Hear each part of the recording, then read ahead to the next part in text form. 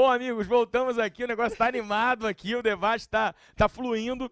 E, assim, a gente vai pegar duas perguntas que foram feitas aí por vocês mesmos, tá? E trazer essas perguntas aqui para o nosso debate. Uma delas foi direcionada para o Humberto, veio do Danilo Besclan, né? O Danilo mandou uma pergunta relacionada à questão da FIFA, né? Por que a FIFA está sendo, de uma maneira geral, tão demonizada nesse processo da Copa e por que a questão da isenção fiscal relacionada à FIFA também? Vai lá, Humberto, responde.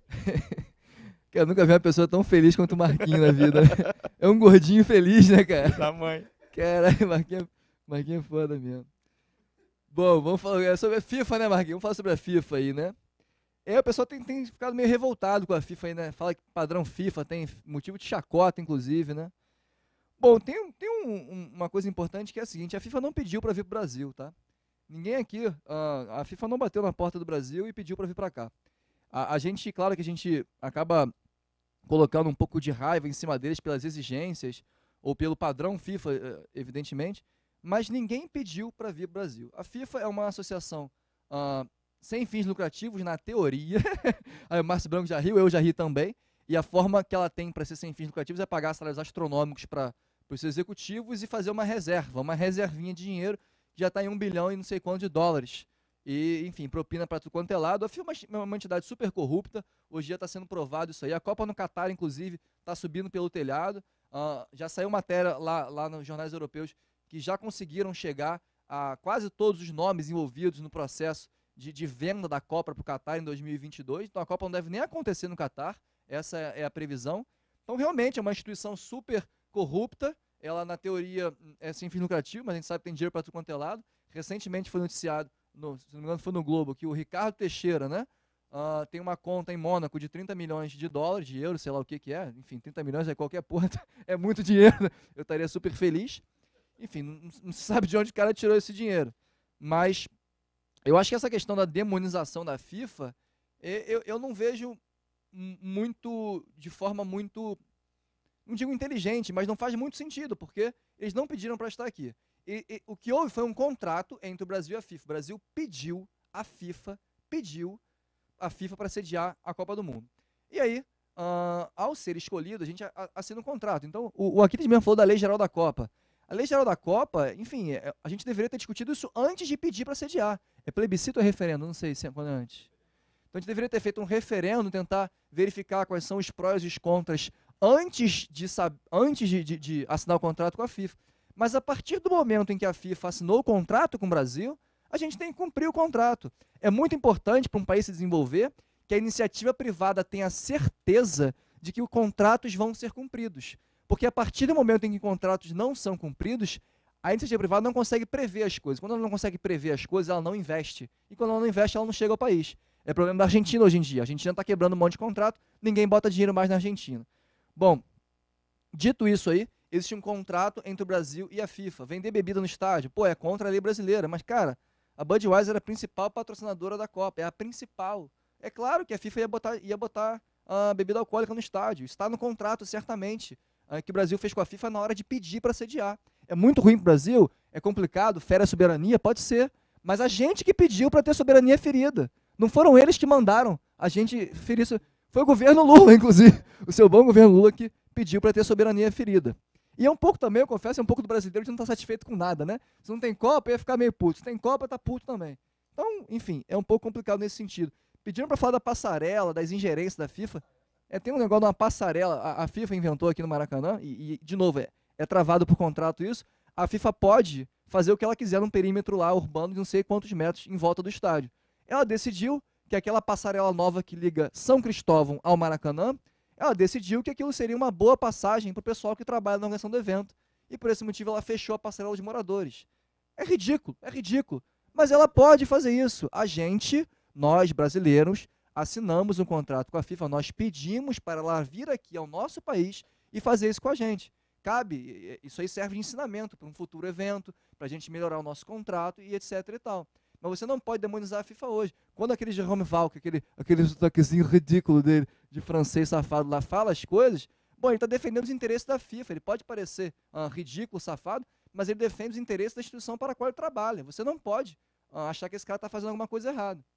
Beleza? Então, enfim, Eu acho que tem muita coisa que talvez fira a soberania do país mesmo, mas é um contrato que existe. Quando o Ronaldo fala que Copa não se faz com hospital, é ruim para o país, mas é verdade. A gente precisa ter estádio para fazer a Copa.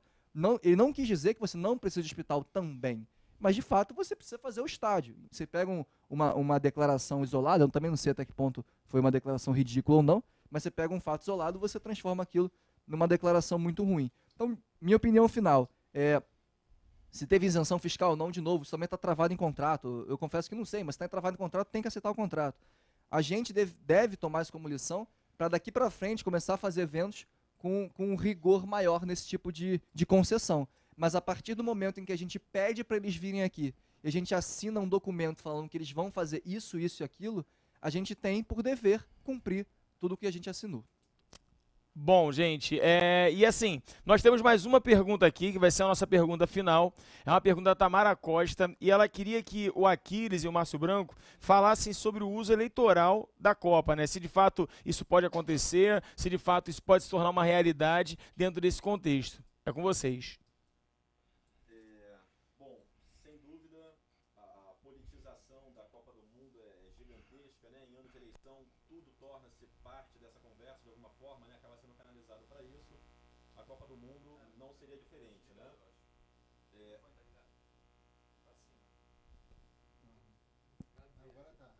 Tá ligado? Tá. Perfeito. Então vamos lá, né? Desliguei aqui sem querer. O que acontece? Falava que a politização é uma questão comum sobre a Copa do Mundo, como todos os grandes temas de interesses nacionais serão, né, colocados nessa conversa sobre as eleições de 2014, então com a Copa não seria diferente, né? Claro que é um grande evento e que foi escolhido, né, e na verdade decidido que viria para o Brasil ali em meados da década de 2000, próximo do final dela, num momento em que o Brasil estava crescendo muito, ganhando uma certa projeção internacional, a Copa do Mundo, de alguma forma, coroaria esse grande momento de crescimento, né? É difícil não citar os BRICS para falar da projeção internacional brasileira. Galera, você sabe o que foi a Guerra Fria, né? Teve uma contraposição Rússia e Estados Unidos, grosso modo, na Guerra Fria, naquele momento, União Soviética. E o Brasil, ele é uma chave hoje sobre essa relação dos Estados Unidos da Rússia. O que eu quero dizer é que para o projeto unipotência norte-americano, a Rússia é sempre um problema. Porque a Rússia pode unir a Europa e a Ásia num único bloco de poder, né? Se aproxima da União Europeia, improvável, é terreno norte-americano, é território norte-americano, mas está se aproximando da China, fez um acordo agora de transmissão, de transferência de energia para a China, 10% da energia chinesa vai vir da Rússia, isso num acordo de 30 anos, começa agora em 2018. Estou citando isso porque o Brasil, na medida em que ele ganha projeção internacional e se soma a Rússia, a China, a Índia, a África do Sul, olha um bloco de poder importante que está aí, e eu não estou falando mais de Brasil ou só de BRICS, eu estou falando de globalização e da contraposição frente ao poder norte-americano. Então, a gente tinha uma Copa do Mundo que vinha num contexto de grande crescimento. Bom, não deixa de vir nesse contexto, e o meu tempo verbal passado, né, vinha num contexto, é porque agora a gente começou a questionar isso tudo. E me parece como parte desse momento normal e que rico que está assim, de questionamento em função das eleições que estão aí, né? Então, a minha fala qual é?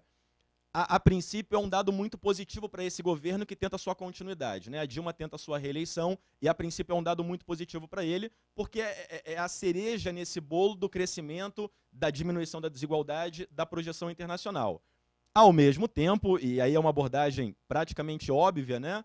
A gente tem manifestações, a gente tem insatisfações e uma pauta que começou com 20 centavos no ano passado e que se alargou para um monte de coisa e que passou a ter a Copa do Mundo como um dos seus alvos, né? Os gastos dos estádios, os gastos que você tinha em obras de mobilidade urbana, por exemplo, começaram a ser colocados aí. Não quero mergulhar tanto nessa abordagem mais quantitativa, mas só para a gente lembrar que os estádios foram com financiamento do BNDES, né? A quase totalidade do valor gasto nos estádios, então esse dinheiro volta para o governo brasileiro, apesar da dúvida que o Humberto levantou, né, sobre se o Itaquerão, por exemplo, volta, mas a gente não tem competência para afirmar que não volta, né? Há um contrato que diz que esse dinheiro vai voltar. Ao mesmo tempo, a gente tem um cenário no Brasil em que há uma oposição que pode estar se fortalecendo com essas manifestações e, na verdade, galera, muito importante colocar isso nesse ponto. Volto a dizer, a gente está fazendo algo muito difícil. E é bacana como debate para a gente, e acredito que para vocês também. que é tentar avaliar causas e consequências no calor do acontecimento, né? É o processo histórico que vai deixar isso claro, mas a princípio há as duas brechas, né? Tanto a possibilidade de capitalização de votos por parte do governo em função da Copa, quanto um fortalecimento da crítica a esse governo, e aí a gente vai ficar um pouco em opiniões, né? Particularmente acho que capitaliza o governo, particularmente eu acho que há um aumento da qualidade da discussão quando a gente está pensando melhoria no transporte, na educação, na saúde, já superando uma questão um pouco mais dramática de exclusão, que era muito marcante. Vou passar para o Márcio. Uma vez eu estava no Cacique de Ramos e o Zeca Pagodinho falou que cantar depois de todo mundo era muito difícil, porque era um partido alto, então você tem que ir emendando, e depois de todo mundo já ter falado, ele ficava sem saber o que falar. E eu não sou nem o Zeca Pagodinho, então é mais difícil ainda. Mas eu queria falar 3 pontos importantes. Primeiro, o seguinte: ao longo da história, nunca houve uma ligação entre vitória ou derrota em Copa do Mundo com eleição presidencial. Eu tentei mostrar isso num texto rápido no Facebook. Mas essa Copa é aqui. E por ela ser aqui, o Aquiles bem colocou, ela pode ser a cereja no bolo, porque a Copa pode correr tranquilamente bem, ela pode gerar uma sensação de benesse pública, e a Dilma capitalizar isso, mas, ao mesmo tempo, ela pode trazer algum ínterim de percalço. E caso ela traga percalço, sem dúvida nenhuma, o Aécio Neves vai vir cima do governo e vai tentar o tempo todo culpabilizar o governo federal por qualquer coisa que ocorra em qualquer âmbito, municipal, estadual ou federal. Mas é importante a gente pensar também, um ponto que o Humberto levantou, da demonização do padrão FIFA. Isso já mostra a politização dessa Copa, porque a demonização do padrão FIFA não é demonização da FIFA, é a demonização do Estado brasileiro. As pessoas que ficam indignadas com o padrão FIFA, elas não são indignadas com o padrão FIFA em si, elas são indignadas com o padrão FIFA contraposto ao padrão Salgado Filho, contraposto ao padrão Escola Municipal República do Peru. Então, o padrão FIFA e o serviço que o Estado presta ao cidadão é esse o motivo da demonização. Isso é muito interessante, né? Porque o que acontece? A Copa é aqui, é o primeiro dos grandes eventos que estão ocorrendo aqui, e ela está trazendo uma população nova à rua.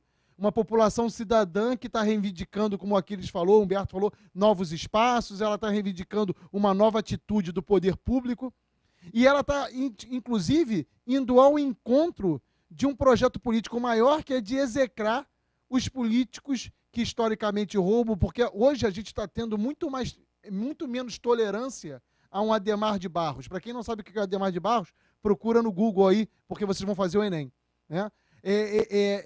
Nós hoje temos muito menos tolerância a um Adhemar de Barros, não é verdade isso? Então hoje, de fato, nós estamos mais politizados, a Copa ela está na iminência de acontecer. O que vai gerar? Nenhum dos três é burro o suficiente para falar, porque não aconteceu, é um processo que está acontecendo agora. Mas, gente, foi muito bom, Marquinho. Obrigado, eu não tenho a resposta final, eu só queria deixar claro que eu acredito, tal qual o Aquiles, que a Copa vai transcorrer muito bem, porque as elites brasileiras fazem os eventos funcionarem muito bem desde sempre. E se a Copa funcionar muito bem, o governo federal tende a lucrar com isso. Fechamos? Bom, gente, para a gente fechar de vez aqui, acho que esse debate foi muito significativo para a gente, acho que todo mundo agora tem uma ideia da Copa já um pouco mais bem formada, e eu vou pedir para que cada um deles faça considerações finais em apenas 1 minuto, tá? Só 1 minutinho para cada um, para a gente fechar esse evento aqui de uma maneira bem bacana e mostrar a vocês que a argumentação é o dado mais importante da gente aqui para construir o conhecimento. Beleza? Vai lá, Humberto, fecha aí. Porra, 1 minuto é complicado, né? Mas vamos lá. Pontos principais aí. Vamos separar investimento de gasto direitinho. Segundo ponto, vamos ter noção do todo. Vamos pensar sempre no relativo. Quanto isso representa em relação ao todo. Será que isso é o mais importante ou não? Como é que você deve focar os seus esforços ali, né? Pensando sempre no todo, pensando sempre na relação com o todo. A questão da FIFA, né? Basicamente, concordo que algumas exigências são ruins. O padrão FIFA pode não ser o padrão para toda a população. Mas, cara, a gente que pediu isso não é uma coisa que a gente possa negociar agora. E acho que o melhor que a gente tem a fazer, também vi aqui, né, negócio de corrupção e tal, de atraso em obra. Isso não é um problema, talvez, da Copa, né? Isso é um problema nosso como um todo. A gente não consegue fazer uma obra direito, e também não acho que seja do governo, do PT particularmente, a parte da corrupção. Acho que, de novo, o brasileiro médio é um pouco mais corrupto que o normal. A parte da gestão talvez seja um problema, talvez um pouco do governo. Mas, enfim, acho que tem esses problemas de obras inacabadas, que a gente poderia ser melhor nisso aí. Tem um problema da corrupção, a gente tem que combater isso a vida inteira. Mas, como um todo, no geral, acho que a Copa vai trazer benefício para a gente, trouxe investimentos, tem benefício para a formação da opinião do mundo em relação ao nosso país. Sou super a favor, vou torcer bastante. Inclusive, hoje de noite estou fazendo minha mala para ir para São Paulo para assistir a boa abertura, tá? Então, boa noite a todos aí. Obrigado pela participação de todo mundo. A gente espera fazer mais debates como esse. Obrigado, Marquinhos. Obrigado, Bruno. E vou passar aqui pro Aquiles. Pessoal, muito rapidamente, né, para a gente concluir isso, como mensagem final, queria chamar a atenção para isso, né, que eu citei aqui muito rapidamente, que a gente não consegue aprofundar muita coisa, que é a Lei Geral da Copa, a questão da soberania. A globalização está aí, grandes eventos, teoricamente, num projeto capitalista de globalização, são uma tendência, e soberania nacional é um desafio histórico, né? Garantir que o nosso espaço é nosso de fato e de que a gente vai usar de acordo com a nossa discussão política e não com uma discussão política internacional e numa imposição de fora para dentro, que, claro, vem num conluio, né? Não está aqui por acaso, tem muito interesse nacional também que advogou nesse sentido. Outra coisa bem rápida, como método, né, para interpretar uma certa questão, fugir da polarização, do certo e do errado, do bom e do ruim, tentar relativizar, Humberto chamou a atenção disso, é um caminho interessante. Prazer inenarrável participar desse debate, tá? Muito ansioso por um novo debate. Bacana, Humberto, bacana, Márcio. Abraço para todo mundo. 1 minuto. Em 1 minuto eu queria lembrar, todo mundo que está me assistindo estuda e isso facilita demais. Então, quando o café, o produto, se predispôs a ser queimado, quando o café se predispôs a ser queimado em nome da defesa do seu preço, o que o café dizia? Que o café era a parte mais importante do PIB, então defender o preço artificial do café era bom para o brasileiro como um todo. Era bom para o brasileiro como um todo ou foi uma política de socialização da perda? Então eu queria deixar como mensagem final o seguinte: a Copa é o primeiro dos grandes eventos, o Brasil é um grande país, o país relevante na geopolítica internacional, o Brasil está crescendo ainda mais, o Brasil tem uma importância colossal, mas nós só deixaremos de ter um IDH pífio quando nós transpusermos a nossa mentalidade excludente. Tudo é válido desde que a excludência diminua. Essa aqui é a mensagem final. Eu adorei a participação. Muito obrigado, Marquinhos, Humberto, Bruno, Aquiles. Valeu, gente. Até a próxima. Meus amigos, para fechar, eu queria aqui estender meu agradecimento a todos que participaram, aqui ao Humberto, ao Aquiles e ao Márcio Branco, e dizer que, assim, isso aqui é uma grande parceria do Pense e do QG do Enem para levar a vocês aí um debate em alto nível, tá? Um debate, o Humberto tá falando aqui, é um debate padrão FIFA, né? Na verdade, as grandes polêmicas que a gente levantou aqui foram, de um modo geral, para que você consiga organizar os seus argumentos de uma maneira bem efetiva e que você consiga pensar melhor a Copa agora e refletir um pouco do que esse evento vai gerar em termos sociais para o país. Queria dizer também que, a partir de agora, a gente começa a pensar numa estrutura de debates mais frequentes e que a gente vai passar para vocês via site do QG do Enem, via Pense e, de alguma maneira, vai chegar a vocês esse tipo de discussão aqui. Queria agradecer a participação de todos, divulguem aí os debates e a gente vai continuar nessa caminhada aí. Valeu? Boa Copa para todo mundo, que a gente consiga mandar bem, ser campeão e que tudo dê certo. Abração aí, galera. Valeu.